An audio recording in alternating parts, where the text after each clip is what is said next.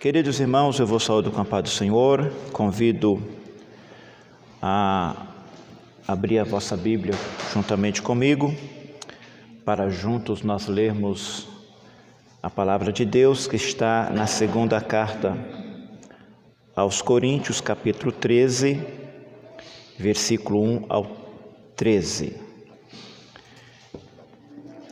Leamos assim a palavra de Deus. É esta a terceira vez que eu vou ter convosco. Por boca de 2 ou 3 testemunhas será confirmada toda a palavra.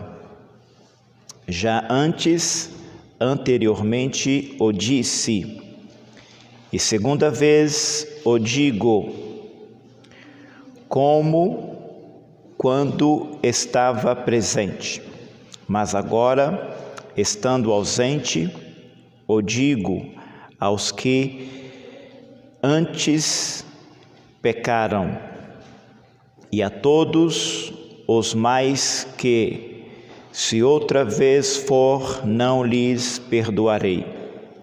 Visto que buscai uma prova de Cristo que fala em mim, o qual não é fraco para convosco, antes é poderoso entre vós. Porque ainda que tenha sido crucificado por fraqueza, vive contudo pelo poder de Deus. Porque nós também fomos fracos nele, mas viveremos com ele pelo poder de Deus em vós. Examinai-vos a vós mesmos, se permaneceis na fé. Provai-vos a vós mesmos, ou não sabeis quanto a vós mesmos que Jesus Cristo está em vós? Se não é que já estáis reprovados. Mas espero que entendereis que nós não somos reprovados. Ora, eu rogo a Deus que não façais mal algum, não para que sejamos achados aprovados, mas para que vós façais o bem, embora nós sejamos como reprovados. Porque nada podemos contra a verdade, senão pela verdade. Porque nos regozijamos de estar fraco, quando vós estáis forte, e o que desejamos é a vossa perfeição. Portanto, escrevo estas coisas estando ausente, para que, estando presente, não use de rigor, segundo o poder que o Senhor me deu, para edificação, e não para destruição. Quanto ao mais, irmãos, regozijai-vos, sede perfeitos, sede consolados, sede de o mesmo parecer, vivei em paz, e o Deus de amor e de paz será convosco. Saudai-vos uns aos outros com ósculo santo, todos os santos vos saudam. A graça do Senhor Jesus, e o amor de Deus e a comunhão do Espírito Santo sejam com todos vós. Amém. Queridos irmãos, nós chegamos no fim da exposição desta segunda carta aos Coríntios, e a primeira carta ela tinha um cunho mais de confrontação, onde o apóstolo Paulo ele vai confrontar aquela igreja, os problemas que estava nela inserida. Praticamente toda a primeira carta foi uma carta de confrontação. Essa segunda carta que nós estamos terminando hoje, ela teve um cunho mais diferente. Ela nos trouxe o apóstolo Paulo abrindo seu coração, falando das suas experiências, colocando a conhecer a igreja e principalmente aqueles falsos apóstolos que estavam inseridos na igreja, onde ele combateu severamente. E também nós vimos nesta carta o apóstolo Paulo preocupado com os pobres da Judéia, aonde no capítulo 8 e 9 ele faz uma arrecadação para suprir a necessidade daqueles irmãos. E vimos também, já a partir do capítulo 11, a seguir, ele fazendo mais uma defesa do seu ministério apostólico e fazendo também uma confrontação àqueles falsos apóstolos. E ele termina então no capítulo 13 dizendo que vai fazer mais uma visita àquela igreja. E por esta vez, pela terceira vez, ele vai estar indo visitar esta igreja. E também ele afirma que ele está preparado para resolver alguns problemas persistentes naquela igreja. Nós vimos no decorrer da exposição que houve uma melhora, houve um crescimento, mas igreja você sabe como é onde tem períodos, períodos que ela vai muito bem e tem períodos que infelizmente ela não vai tão bem como deveria ir, e o problema sempre está no homem, no humano, não em Deus. E é onde tem pessoas, tem problema, e por isso que tem pastor para admoestar, para cuidar e mostrar o foco que a igreja deve andar.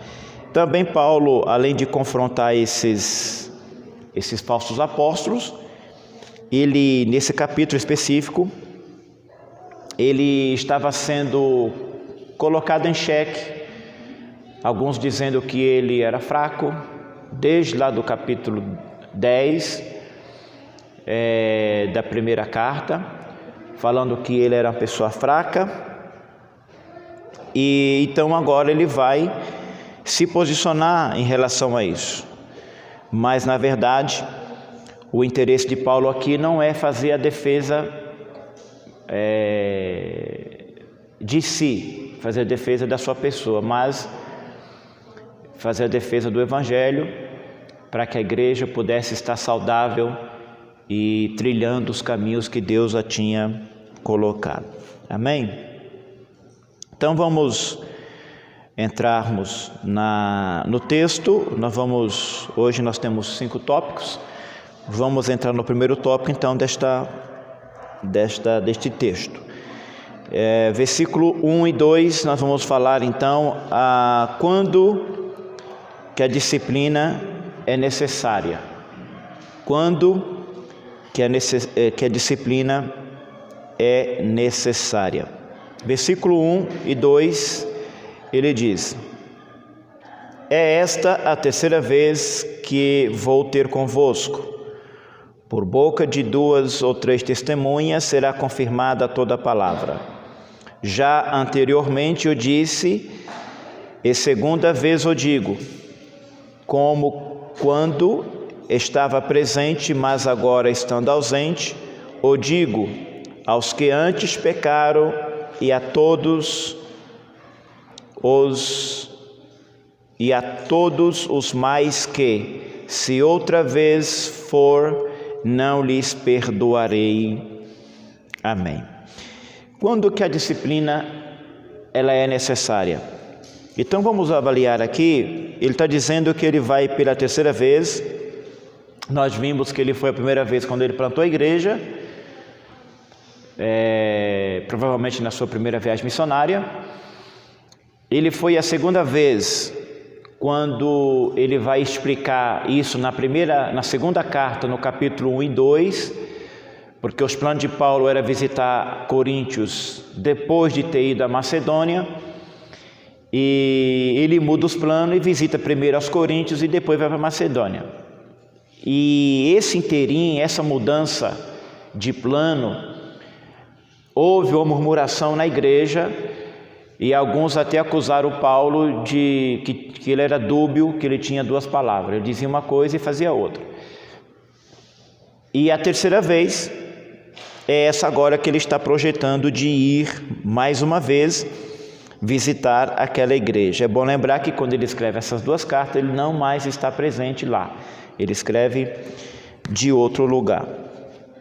É importante, irmãos, nós frisarmos aqui que a segunda vez que ele foi, quando os coríntios não esperavam aquela visita naquele momento, esperava mais posteriormente, não naquele momento, e quando ele chega e que os coríntios murmuram porque não estava esperando, e ele vai explicar isso na segunda carta, aí no capítulo 1 e 2, ele vai dizer que ele não é essa pessoa de duas palavras, simplesmente ele mudou, como qualquer um de nós às vezes mudamos os planos, e não é porque você muda o plano que você é uma pessoa que não tem caráter. Você pode mudar os planos, e como naquela época o lugar era distante, não tinha comunicação, então de repente Paulo chega sem eles estar esperando, e isso houve então uma murmuração dos irmãos. E alguns até mesmo a dizer que ele era uma pessoa que tinha uma palavra dupla. Aí ele está dizendo que ele vai pela terceira vez, e ele faz aqui uma afirmação de que por boca de 2 ou 3 testemunhas será confirmada toda a palavra. Isso é claro que ele já está pegando da lei mosaica, onde a Bíblia diz em Deuteronômio 19 e 15 que a palavra por uma só testemunha ela não tinha valia nenhuma, mas quando a palavra ela era afirmada por 2 ou 3 testemunhas, esta palavra seria confirmada. Então Paulo está dizendo que ele vai pela terceira vez, e ele vai com o propósito de colocar em ordem aqueles que pecaram. É bom nós lembrarmos que Paulo já tinha corrigido a rota desses irmãos na primeira carta, no capítulo 5, depois ele corrige a rota desses irmãos no capítulo 12, no versículo 21, que ele diz assim, que quando for outra vez, o meu Deus me humilhe para convosco, e eu chore por muitos daqueles que dantes pecaram, e não se arrependeram da imundícia e prostituição e desonestidade que cometeu. Então ele está dizendo que ele vai, com este propósito, colocar em ordem isso que estava fora. E ele está indo por boca de 2 e 3 testemunhas, ou seja, ele está indo pronto, preparado para fazer, para resolver este problema. E ele disse, no versículo 2, já anteriormente eu disse, e a segunda vez eu digo, que quando estava presente, mas agora estando ausente, eu digo, os que antes pecaram. Então, esse texto aqui tem ligação com o capítulo 12, versículo 21. E a todos os mais que outra vez for, não lhes perdoarei. Então, ele está dizendo que ele não está indo corrigir um problema de primeira mão, ele está indo corrigir um problema que já foi confrontado, um problema que já foi aconselhado, um problema que ele já tinha escrevido, ele já tinha pedido, ele já tinha rogado, mas ainda, provavelmente, essa questão ainda estava aflorando na igreja. Então ele vai agora pronto para resolver este problema, e esses problemas eles tinham ligação na área da imoralidade sexual. Esse problema provavelmente tinha relação com a imoralidade sexual. Está bem claro no versículo 21, onde ele diz que essas pessoas pecaram e não se arrependeram da imundícia e da prostituição, ou seja, eram pecados relacionados na área sexual, e a igreja não tinha tratado da maneira correta, ou essas pessoas, talvez a igreja tratou, por um tempo essas pessoas se corrigiram, mas voltaram novamente a pecar, fazer os mesmos pecados. Então ele está indo com testemunha para resolver este problema. E Paulo aqui, talvez ele até um pouco severo, como a própria igreja, alguns irmãos diziam que ele era muito rigoroso por carta, mas presente ele era muito fraco. E por carta aqui ele está dizendo: e quando eu for, ainda no versículo 2, eu não vos perdoarei. Se realmente esse problema estiver aí, se realmente essa situação aí estiver aflorando, eu não vos perdoarei. Ou seja, é claro que esse termo aqui está muito pesado. Em outra tradução está dizendo: eu não vos pouparei. Ou seja, se tiver o problema, se tiver o pecado, eu vou usar da autoridade que Deus me deu, e desta vez eu não vou ser fraco no meio de vocês. Desta vez eu vou ter que usar da autoridade para sanar este problema, para disciplinar esses faltosos, para que a igreja do Senhor não seja prejudicada. Então, quando que, esse primeiro tópico nós estamos falando, quando que a disciplina é importante? É importante quando há necessidade e quando a pessoa ela não se corrige. A pessoa não se corrige, a pessoa ela não faz uma autoavaliação. Pode ver que nós vamos ver aqui para frente que ele manda essas pessoas se examinar-se, correto? Então, quando ele diz eu não perdoarei, ele está dizendo eu não vos pouparei. Ele vai para confrontar e para corrigir os faltosos neste âmbito que eles estavam pecando. A disciplina, irmãos, e a exortação, ela deve ser exercida com amor, porque o propósito da disciplina não é para matar ninguém, não é para envergonhar ninguém, e também não é para jogar ninguém fora. Pelo contrário, a disciplina é para salvar o faltoso. A disciplina é para corrigir aquele problema, é para sarar aquele problema e trazer aquela pessoa novamente para a comunhão com Cristo. Então, eu sempre falo que a disciplina é como um membro do teu corpo. Por exemplo, você quebrou a perna, quebrou o braço, quebrou o dedo, e você precisa engessar, e quando você engessa, aquele membro fica fora de articulação, você não usa ele. Se você quebra um braço, você não usa aquele braço para pegar peso, para fazer os seus deveres de cotidiano. Mas isso não quer dizer que aquele braço está sendo curado fora do corpo. Pelo contrário, ele está sendo curado junto ao corpo. Então, a pessoa que é disciplinada na igreja, ela deve ser tratada e curada junto ao corpo. É claro que ela não vai ter as atividades que essa pessoa tinha antes, mas isso não quer dizer que a pessoa ela não tem que frequentar culto, ela não tem que estar na igreja. Pelo contrário, aí que ela tem que estar frequentando a igreja, frequentar culto. Antigamente, os nossos antigos líderes não permitia que essas pessoas entrassem em culto de ensino, em culto de ceia, que no meu ponto de vista eu entendo que não tinha necessidade de fechar a porta para essas pessoas. Se ele é um membro doente e é um membro que precisa ser alimentado por os demais pelo corpo, ele deve estar sim nos cultos, sendo alimentado pela palavra, nutrido pela palavra, para que ele possa sarar. Porque se você Você imagine, você está com um membro do teu corpo aí, você quebrou o seu braço, e então todo o seu corpo vai trabalhar para que este membro fique poupado, porque ele não tem condição de exercer a sua função, mas todo membro, todo o corpo está trabalhando em favor dele.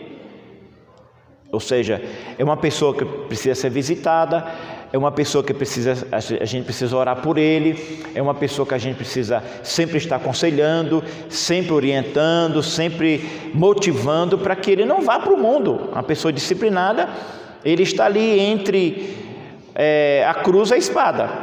Então, é uma pessoa que tem que ter cuidado, a gente tem que ter cuidado com essas pessoas. É claro que eu estou falando de disciplina para quem se arrependeu, para quem aceitou disciplina e para quem quer ajuda. Eu não estou falando para rebelde que não aceita nada e que não quer nada. Paulo diz que para este nem saudais. Paulo é bem claro, ele escreve aos Romanos sobre isso, em 1 Tessalonicenses ele fala sobre isso, que aqueles que dizem ser irmão e eles não andam na doutrina de Cristo, Paulo diz, a esses vocês nem saudam. Agora, é diferente de uma pessoa que pecou, uma pessoa que errou, e ele se arrependeu. Ele abriu o coração, se arrependeu, procurou ajuda, quer o perdão, quer a salvação. Então por que não abraçar essa pessoa? Por que não ajudar? Por que não auxiliar? Esse é o dever nosso, como cristão. Então é nesse ponto que a disciplina é importante. O segundo ponto, ele vai usar aqui o versículo 3 e o versículo 4. Eu vou estar falando nesse segundo ponto, os indisciplinados usam um método de desqualificar o outro, que eu acabei de falar. São aquelas pessoas que erram, ou estão no erro, ou estão no pecado, e para que elas tenham uma autodefesa da posição pecaminosa que elas estão vivendo, elas preferem agredir a outras pessoas, elas preferem acusar as outras pessoas, elas preferem fazer juízo das outras pessoas para ter uma autodefesa. E isso geralmente, irmãos, é verdade. Aquelas pessoas que são muito religiosas, aquelas pessoas que para ela tudo é pecado, aquelas pessoas que para ela tudo errado, aquelas pessoas que fazem julgamento de tudo, ela observa tudo nas outras pessoas, das outras pessoas tudo é pecado, tudo não é válido. Normalmente essas pessoas estão querendo esconder alguma coisa. E normalmente essas pessoas, quando caem, elas caem em pecados assustadores. São pessoas que na verdade elas querem se esconder, e elas se escondem, elas fazem uma autodefesa, sempre criticando, sempre apontando, sempre dizendo do outro e não de si. Observe o versículo 3 e o versículo 4, que ele vai dizer: visto que buscais uma prova de Cristo que fala em mim, o qual não é fraco para convosco, antes é poderoso entre vós.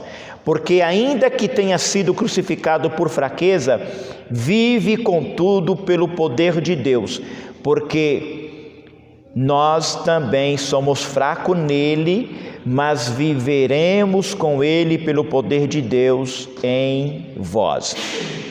Então, o que esses faltosos, essas pessoas que Paulo dizia que estavam em pecado, o que eles fez? Em vez deles olhar para si, olhar para dentro e ver que eles estavam faltosos e pecaminosos, eles preferiram agredir a imagem de Paulo. E eles diziam que Paulo era fraco. Olha o versículo 10 do capítulo 10. Volta um pouquinho. O capítulo 10, o versículo 10. Olha o que eles dizem do apóstolo Paulo.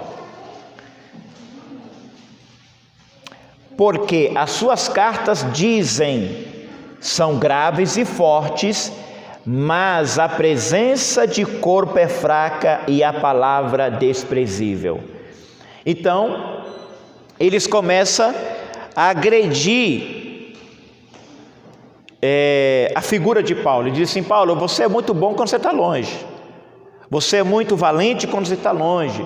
Você só fala rigorosamente quando você está longe, quando você escreve, quando você manda a carta. Agora, quando você está presente, você é fraco. E além de você ser fraco, Paulo, a sua palavra também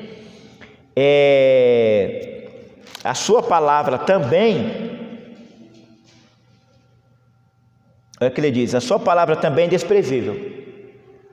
Além de falar que Paulo é fraco, a palavra de Paulo era desprezível. Ou seja, o que você fala quando você está presente não surge efeito em nós, porque a sua palavra é desprezível. Então, esse tipo de pessoas, infelizmente, eles se escondem atrás de uma situação para que eles sejam bem vistos, ou eles vendam a imagem dele para os outros, para que os outros pensam que aquela pessoa é uma pessoa de Deus.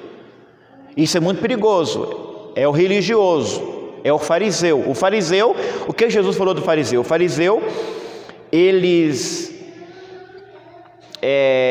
Jesus aconselhando os discípulos no capítulo 23 de Mateus, Jesus falou para o discípulo: olha, observar os fariseus, tudo que eles façam, tudo que eles dizem, tudo que eles ensinam, vocês podem fazer.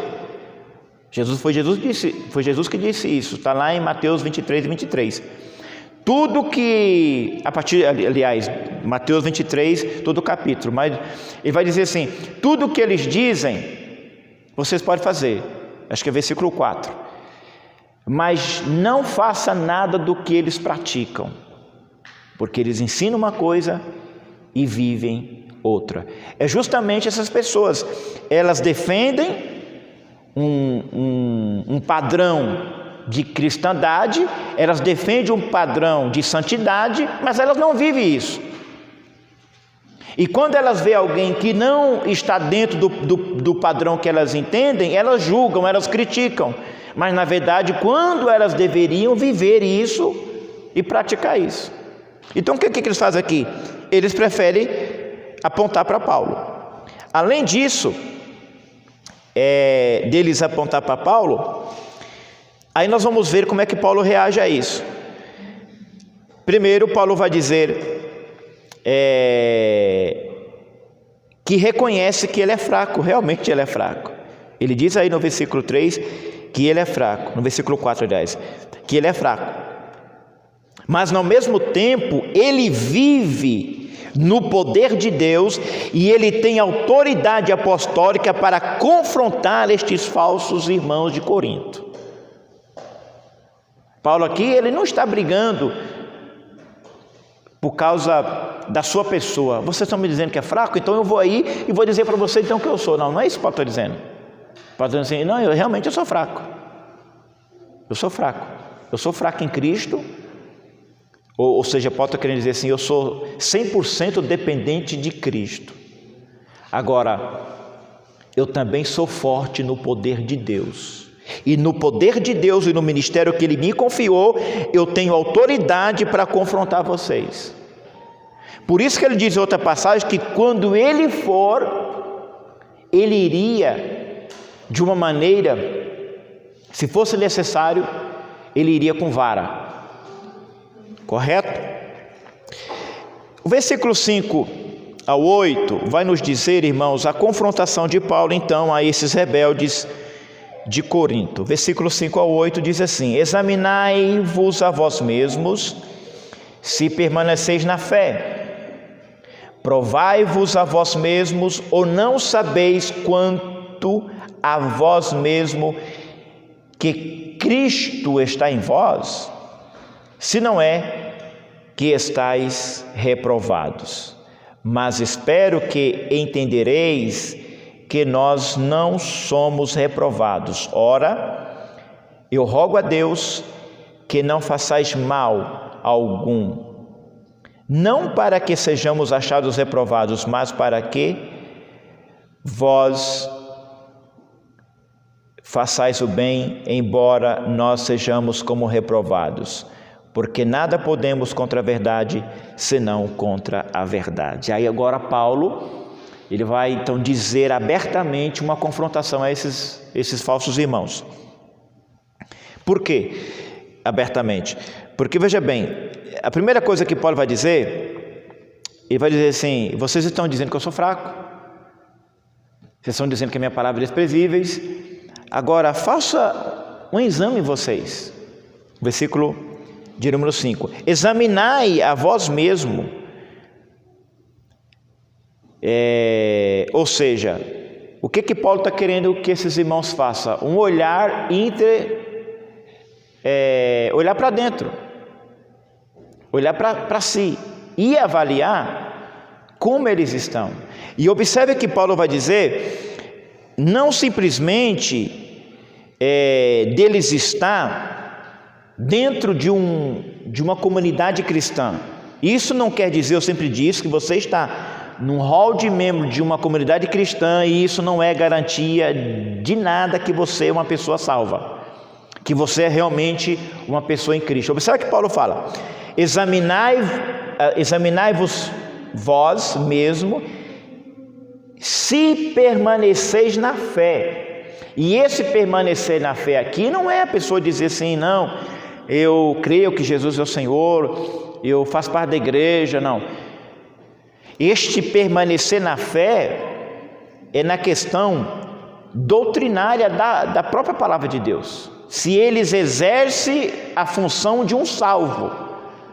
Ter fé em Jesus, todo mundo tem, até o ímpio tem. Agora, ele exerce a função de filho?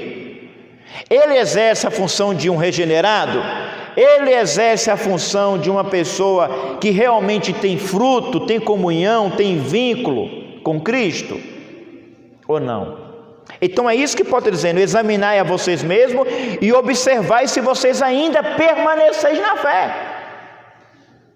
Paulo não está perguntando se eles permaneciam na igreja, no templo ou na comunidade cristã de Corinto. Paulo está perguntando se eles permaneciam na fé. Na fé em quem? Em Jesus Cristo. Observe bem, além dele falar assim, examinar, ele diz assim: provai-vos a vós mesmos se Cristo está em vós. Primeiro ele diz assim: examinai a vós mesmos e vede se vocês estão na fé. Agora, provai e vede se Cristo está em vocês. Porque eu posso achar que eu estou em Cristo, mas Ele não está em mim. Eu posso avaliar a minha vida e dizer: não, eu sou um crente, eu sou filho de Deus, realmente eu nasci de novo. De repente Deus está falando assim: você precisa nascer de novo. Essas características que você acha que me serve. Então Paulo faz duas coisas aqui. Primeiro, examine você e vê se você está na fé. E segundo, prove para você mesmo se Jesus habita em você. Se Jesus habita em você e se você permanecer na fé, então você é realmente uma pessoa de Deus. Correto? Aí ele vai dizer, além de provar, além de examinar e além de provar, ele vai dizer, no versículo 6, espero ser aprovado. E no versículo 7, ele está dizendo aqui, mesmo que ele está fazendo tudo isso, ele está fazendo tudo isso não é para ser aprovado. Porque no versículo 7 ele vai dizer, mesmo que eu seja reprovado por vós, o importante é vocês serem aprovados. Mesmo que eu não encaixe no perfil de um apóstolo que vocês querem, mesmo que eu não encaixe no perfil de um pastor que vocês querem, mesmo que para vocês eu seja reprovado, o importante é que vocês sejam aprovados. Mas que para vocês serem aprovados, se for necessário de eu usar da autoridade que eu tenho, eu preciso usar isso para que vocês voltem para o foco e dê continuidade na boa obra que Deus começou na vida de vocês. Paulo estava tão disposto, irmãos, a e nem fazia tanta consideração de ser considerado, a ponto de que ele entendia que, não ele, mas a igreja, os irmãos de Corinto, tinham que ser bem-sucedidos. No versículo 7, ele diz sobre isso daí. Olha bem o que ele diz: ora, eu rogo a Deus que não façais mal algum, não para que sejamos achados aprovados, observem, não para que nós sejamos aprovados, mas para que vós façais o bem, embora nós sejamos como reprovados. Veja que aqui ele não está lutando, brigando com a sua imagem perante a igreja, ele não faz nem questão com ele. A preocupação dele é que aqueles falsos mestres entrou, mexeu com a imagem de Paulo na igreja, vendeu a imagem de Paulo na igreja. Paulo não é apóstolo, não. Como é que um apóstolo, um homem desse tão pobre, como que ele pode ser apóstolo, um fazedor de tenda? Apóstolos somos nós, que temos credenciais da igreja de Jerusalém. Paulo nem credencial tem. Aí Paulo fala assim: Coríntios, ó Coríntios, vocês é a minha credencial. Vocês é o meu louvor diante de Deus. Não é bom que o homem se louva, mas eu me louvo por causa de vocês. Veja bem a diferença, irmãos. Então Paulo aqui não está preocupado com a sua imagem simplesmente, não. Ele está preocupado com o futuro da igreja. O que poderia vir a acontecer na igreja. Essa igreja está tomando este caminho de reprovando o próprio pai dela, porque foi ele que fundou, foi ele que plantou esta igreja. Imagina o que poderia acontecer futuramente com esta igreja, correto?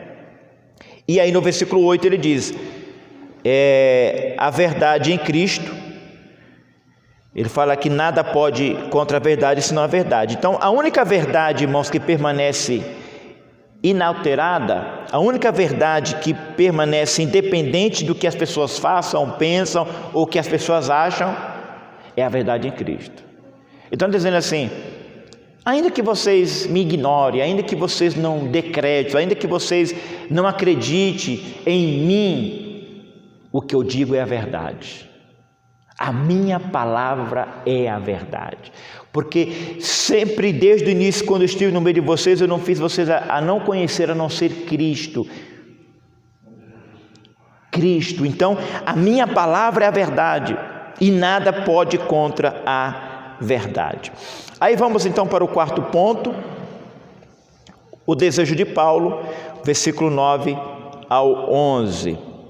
Versículo 9 diz assim, porque nos regozijamos de estar fracos, quando vós estáis fortes, e o que desejamos é a vossa perfeição. Portanto, escrevo estas coisas, estando ausentes, para que, estando presente, não use de rigor, segundo o poder que o Senhor me deu para edificação e não para destruição. Quanto ao mais, irmãos, regozijai-vos, sede perfeitos, sede consolados, sede de um mesmo parecer, vivei em paz, e o Deus de amor e de paz seja convosco. Então qual era o desejo de Paulo aqui? Defender a sua imagem? Não. Mostrar que era melhor do que os falsos apóstolos? Não. Qual era o desejo de Paulo? Primeiro, para que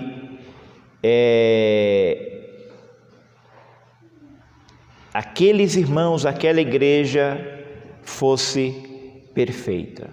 E ele começa dizendo, regozijamos de estar fraco. Veja bem, a igreja acusou que ele era fraco, alguns dizem que ele era fraco, e estão dizendo, tá bom, é isso que vocês pensam de mim? Eu me regozijo nisso, eu me alegro nisso. Importante não é eu ser fraco, importante é que vocês sejam perfeitos, porque ele disse no capítulo 10 que o poder de Deus aperfeiçoa na fraqueza. Ele diz que o poder de Deus se aperfeiçoa na fraqueza. Então, queridos, se o poder de Deus é aperfeiçoado na fraqueza, e se a igreja entendia que Paulo era fraco, ele está bom. O importante é que você seja aperfeiçoado por esta fraqueza. O importante é que vocês sejam bem-sucedidos por esta fraqueza. Eu não tenho problema, porque ele, nessa mesma carta, no capítulo 4, ele fala que nós somos apenas vasos de barro, mas o poder da excelência é de Deus, não pertence a nós. Então, claro que nós somos fracos, somos uma matéria fraca, somos pessoas dependentes de Deus, de nós mesmos nós não podemos fazer nada.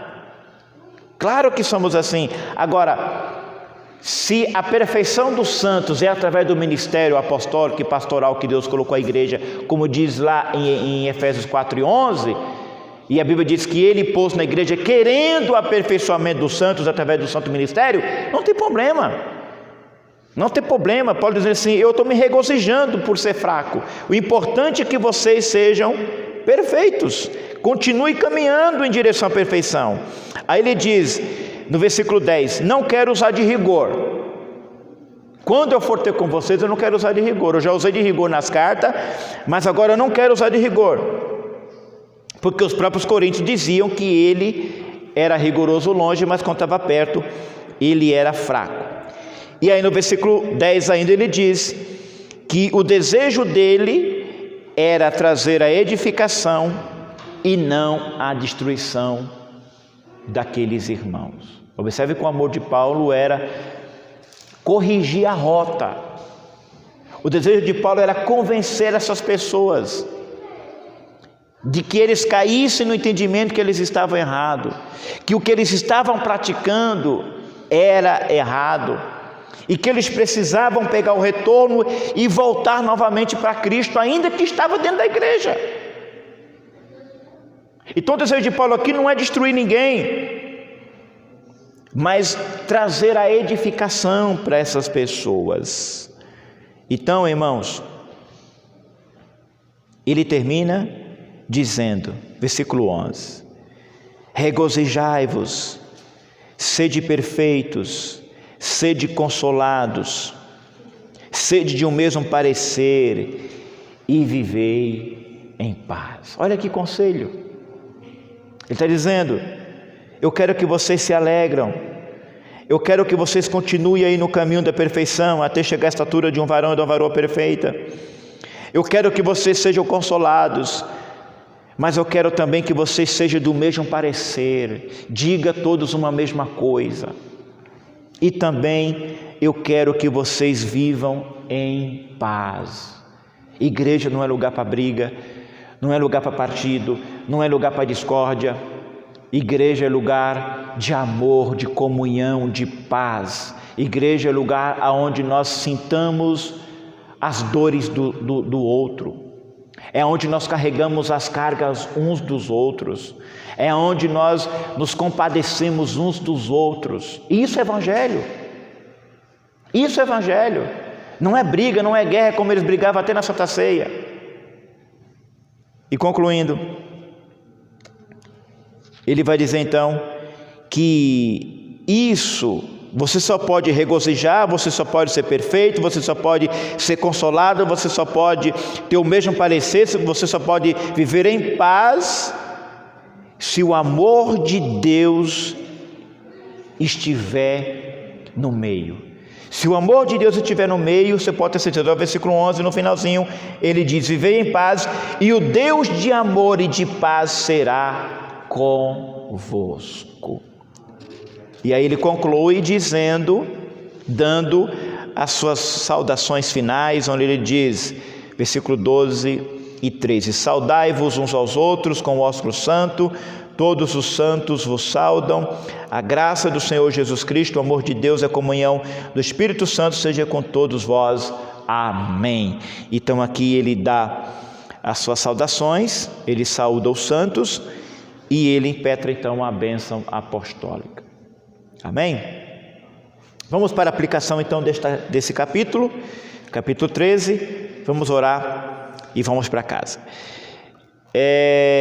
A aplicação do primeiro tópico que nós falamos, irmãos, que nós falamos sobre quando que a disciplina é importante. Então a lição que nós devemos aplicar aqui para nós é: a disciplina é bíblica e a sua função não é de destruir ninguém, mas para salvar o faltoso. Leve isso com você. A disciplina não é para matar ninguém, não é para envergonhar ninguém, mas ela deve ser o freio na vida de uma pessoa que não tem equilíbrio. Amém?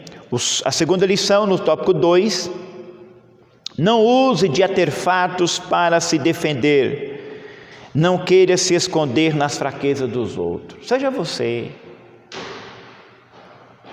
não se esconda em cima dos erros dos outros, não queira pintar uma imagem: olha, eu sou crente, eu sou santo, em cima daquilo que você defende, mas apontando a vida alheia. Além disso, ser falta de ética é feio e é pecado, porque é melhor, meus irmãos, nós aceitarmos olhar para nós e ver como é que nós estamos. Paulo disse: examinai-vos, provai-vos, vê se vocês estão na fé, vê se Cristo está habitando em vocês. Porque fazer uma avaliação das pessoas é fácil, difícil examinar a si mesmo. Por isso que ele diz lá em 1 Coríntios 11, na ceia: examine o homem a si mesmo. Correto? Então, não use de artefatos para pintar uma imagem, para vender a sua imagem para as pessoas. Deixa as pessoas te conhecer do jeito que você é, com seus defeitos, com as suas falhas, do jeito que você é. Não queira esconder nada de ninguém. E é claro, como a Bíblia diz também, que a gente não pode ser pedra tropeço para ninguém, como ele diz lá no capítulo 8, quando nós falamos sobre os escândalos que acontecem. Então devemos tomar cuidado. Se você sabe que fulano é fraco e existe algo na sua vida que não é pecado, mas para aquela pessoa é pecado, então evite que aquela pessoa conheça isso na sua vida. Terceiro, faça um olhar introspectivo e veja a sua real posição em Cristo. Como eu estou? Jesus está me agradando de mim? Jesus pode voltar hoje? A minha vida está condizente com a palavra? Eu estou seguro da minha salvação? Faça um olhar introspectivo e veja se realmente a vida que você leva, a vida cristã que você está vivendo, é uma vida que aplauda a Deus, que glorifica a Deus. Em último lugar, regozija-se com Cristo, sede constante e perfeito em Cristo, sede de um mesmo parecer, viva em paz com todos. A Bíblia diz: se possível, viva em paz com todos, e desfrute do amor perfeito que só está em Deus. Amém? Ficamos em pé. Que Deus em Cristo nos abençoe. Obrigado por nos aturar esses dias, e se faz necessário, irmãos, nós tomarmos tempo para estudar a palavra de Deus e aplicar a nós, para que sejamos cada vez mais parecido com Cristo, levando sempre o bom cheiro, o bom perfume de Cristo por onde andarmos. Amém? Oremos ao Senhor, nosso Deus e Pai. Te damos graças, Senhor, pela Tua palavra. Palavra esta, meu Deus, que veio nos confrontar, meu Pai, a fazer, meu Deus amado, um autoexame, analisar a nossa vida contigo, Senhor. Não para analisar a vida do outro ou a vida alheia, mas fazer um autoexame com nós mesmos, Senhor, fazer um olhar para dentro e observar, meu Deus, como é que nós estamos, se realmente o Senhor se está agradando de nós, se realmente o Senhor está habitando em nós, ó Pai. Pedimos que o Senhor nos ajude para que nós venhamos, ó Deus, ter uma vida cristã verdadeira, Pai. Mesmo se for necessário que as nossas falhas, que as nossas faltas seja visível, Senhor, contudo que nós tenhamos um coração arrependido e sincero para jogar aos teus pés e pedir misericórdia.